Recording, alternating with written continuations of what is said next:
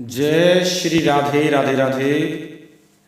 प्रिय बंधुओं, प्रिय साथियों, अभी अभी अयोध्या में प्राण प्रतिष्ठा महोत्सव संपन्न हुआ है और उसी खुशी में हमारे साथियों ने पूछा है कि बताइए अयोध्या में सरयू नदी को कौन लेकर आया और इस अयोध्या में ये सरयू नदी कैसे आई और सरयू नदी की उत्पत्ति कैसे हुई, इस पर आप विस्तृत प्रकाश डालने का प्रयास करें। तो साथियों, ये मेरे साथी ने ये प्रश्न पूछा है कि अयोध्या में सरयू नदी को कौन लाया और सरयू नदी की उत्पत्ति कैसे हुई। तो साथियों, धन्यवाद है, आपने प्रश्न पूछा, बहुत अच्छा प्रश्न है और मैं इसे शास्त्रों से बताने का प्रयास करता हूँ, क्योंकि सरयू नदी की बहुत बड़ी महिमा है और सरयू नदी अयोध्या में प्रवाहित होती है, बहती है और राम जी इसमें स्नान करते हैं, बड़ी पवित्र है, दिव्य है। तो इसको अयोध्या में कौन लेकर आया, इसको मैं बताना चाहता हूँ साथियों, और इसकी उत्पत्ति कैसे हुई ये भी बताना चाहता हूँ। अगर आप मेरे चैनल पर नए, सब्सक्राइब नहीं किया तो कर लीजिए। चलते हैं साथियों मुख्य विषय की ओर। तो साथियों, मैं अपनी बात यहाँ से शुरुआत कर रहा हूँ, सुनिए। तो यहाँ पर एक रामायण में चौपाई आती है, उस चौपाई से बात को शुरुआत कर रहा हूँ। तो चौपाई इस प्रकार है कि हो बंदौ अवध पुरी अति पावनी, सरजू सर कले कलु सुन सावनी। साथियों, शुरुआत यहाँ से कर रहा हूँ। सरयू नदी की उत्पत्ति के संबंध में कथा प्राप्त होती है कि एक बार इक्ष्वाकु जी ने वशिष्ठ जी से यह इच्छा प्रकट की कि इतनी बड़ी अयोध्या में कोई भी नदी नहीं है जिससे जनमानस को बहुत बड़ी परेशानी होती है। महाराज, इसलिए कोई उपाय कीजिए। इक्ष्वाकु जी की बात सुनकर वशिष्ठ जी ने नंदिनी से कहा, हे नंदिनी जी, हे गौ माता, हे नंदिनी माता, कोई उपाय बताओ। वशिष्ठ जी के प्रश्न के उत्तर में नंदिनी जी ने कहा कि महाराज, एक बार भगवान बैकुंठ में विराजमान थे, उस समय भगवान विष्णु जी के दर्शन के लिए भगवान शंकर और पार्वती जी वहां पर पहुंचे थे। उस समय वहां पर अन्य देवता ब्रह्मा जी, नारद जी, इंद्र आदि बहुत से उपस्थित थे। सभी को अति प्रसन्न देखकर शिव जी बड़े प्रसन्न हुए और नाचने लगे। नारद जी भी बीड़ा बजाने लगे। इस तरीके से सभी के सभी प्रसन्न मुद्रा में हो गए, आनंद मुद्रा में हो गए, क्योंकि भगवान की भक्ति का जो आनंद है वो अलग ही है। शिव जी के इस प्रकार नृत्य को देखकर विष्णु जी अधिक प्रसन्न हुए। विष्णु जी भी आनंद की लहर में अति प्रसन्न हुए और शिव जी से वरदान मांगने को कहा। शिव जी, मैं आपके इस नृत्य से अति प्रसन्न हुआ, वरदान मांग लीजिए। इस प्रकार शिव जी ने विष्णु जी से भक्ति मांगी, भगवान मुझे आपके चरणों की भक्ति के सिवा और कुछ नहीं चाहिए। तो शंकर जी के प्रेम को देखकर विष्णु जी अति प्रसन्न हुए।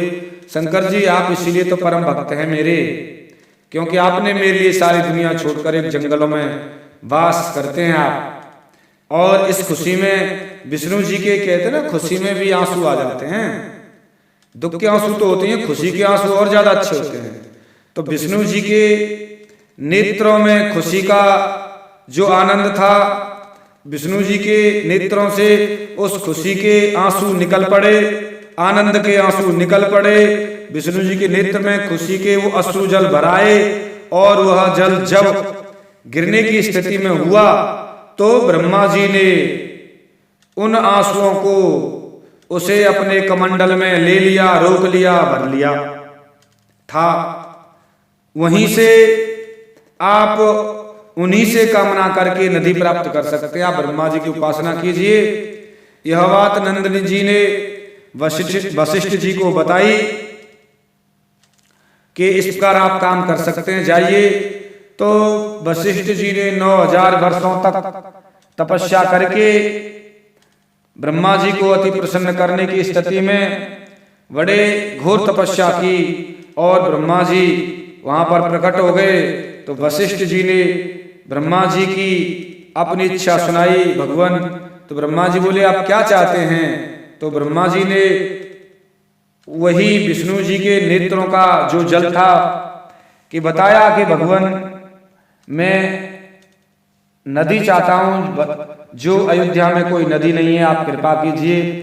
तो ब्रह्मा जी ने अपनी इच्छा से ब्रह्मा जी ने वही विष्णु जी के नेत्रों से जो जल निकला था वो कमंडल में ले लिया था, वही जल नदी बन गई थी। वह जल कमंडल से पृथ्वी पर गिरा दिया, वह जल सुमेरु पर्वत पर गिरा और वह जल वहीं बहने लगा। वह जल पृथ्वी तक नहीं आ सका। तब ऐरावत ने अपनी दोनों दांतों के प्रहार से पर्वत को काटा, जिससे जल पृथ्वी पर गिरा और पर्वत से निकलकर वह जल हरि के धाम के निकट आकर मानसरोवर में समा गया। मानसरोवर ब्रह्मा जी के मन से उत्पन्न हुआ है। अब वशिष्ठ जी ने पुनः बहुत दिनों तक तपस्या की और भगवान पुनः प्रकट हुए। उन्होंने मानसरोवर को हिलकोरने को कहा। अथक प्रयास के बाद जब जल को वहां से निकाला और वशिष्ठ जी ने उसे प्राप्त कर लिया और चलते चले आए और अयोध्या में लेकर आए। अयोध्या में लेकर आए उस नदी को। तभी से यह नदी वहीं ये नदी सरयू नदी हुई, सरयू नदी कहलाई। और ये विष्णु जी के नेत्रों से उत्पन्न होने के कारण सरयू का एक नाम नैनजा भी है, तथा वशिष्ठ जी के द्वारा पृथ्वी पर लाए जाने के कारण सरयू का नाम एक वशिष्ठी भी है, वशिष्ठी। तो साथियों इस तरीके से 3 नाम हुए, सरयू और नैनजा वशिष्ठी। जैसे भागीरथी नाम पड़ा गंगा जी का, इसलिए वशिष्ठी नाम पड़ा सरयू का। तो साथियों ये आपको मैंने बताई कि सरयू नदी की उत्पत्ति कैसे हुई और सरयू नदी को अयोध्या में कौन लेकर आया, किस तरीके से। तो साथियों ये कथा शास्त्रोक्त है, शास्त्र में वर्णन है। तो साथियों आपकी ये समझ आई होगी। आप इसे वीडियो को बार बार रोक रोक कर सुन सकते हैं, जान सकते हैं, जिससे पता चले। क्योंकि एक बार में समझ नहीं आती है, इसलिए बार बार रोक रोक कर आप इस कथा को सुनिए, जरूर समझ आएगी। और कमेंट करें, मैं बताने का प्रयास करूंगा। साथियों मिलता हूं किसी एक विशेष गहरे रहस्य के साथ में, क्योंकि ज्यादातर लोग प्रश्न करते रहते हैं, मैं उन प्रश्न का उत्तर देता रहूंगा। मिलता हूं साथियों किसी एक विशेष गहरे रहस्य के साथ में। तब तक के लिए जय श्री राधे राधे राधे, जय श्री राधे राधे राधे।